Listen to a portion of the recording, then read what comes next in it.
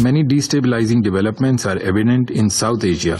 One state's military spending vastly outnumbers that of all others. This conventional imbalance can also lead to outbreak of conflict between nuclear-armed states due to the inherent danger of escalation. We congratulate Ecuador on assuming the presidency of the Council this month and for organizing today's debate. The illicit flow, excessive accumulation, and the misuse of small arms and light weapons aggravate conflicts, hinder sustainable development, bolster terrorism, and threaten international peace and development. The devastating consequences of easy access to both small and heavy weapons by terrorists, criminals, is too well known to be recounted at length. Suffice it to say that hundreds of thousands of human lives lost each year, decimation of economies and societies, and the terrible suffering inflicted on the vulnerable segments of the population make it incumbent on the international community to adopt all practical measures to eliminate the scourge of illicit weapons proliferation. The UN Programme of Action, the International Tracing Instrument, and the Firearms Protocol provide solid normative frameworks to address the regulation of these arms. All states need to intensify efforts to fully implement these mechanisms. For developing countries, the role of international assistance and cooperation is critical. It is the principal enabler of efforts to regulate these arms. We therefore call for stronger commitment from the international community to mobilize resources towards this end. Madam President, Pakistan is deeply concerned at the possession and use of modern and sophisticated arms and weapons such as guns with lasers, night vision devices, and thermal sighting systems by the terrorist group Tehreek-e-Taliban Pakistan, TTP, a UN-listed terrorist organization.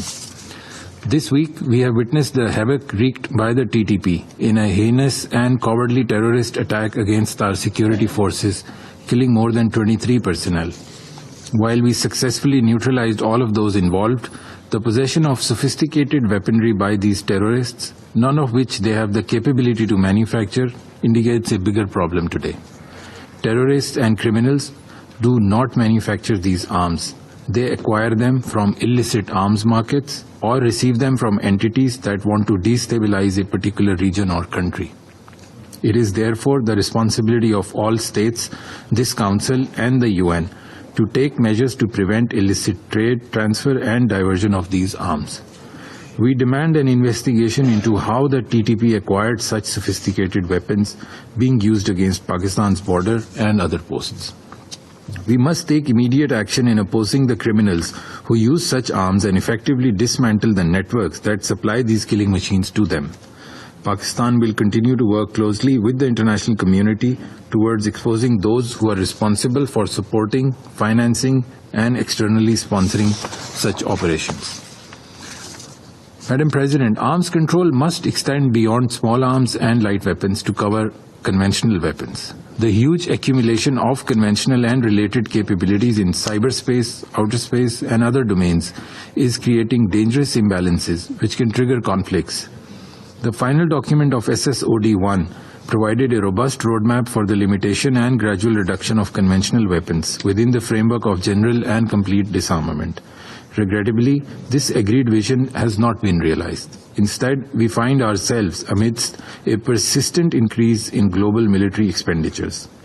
Many destabilizing developments are evident in South Asia, where one state's military spending vastly outnumbers that of all others.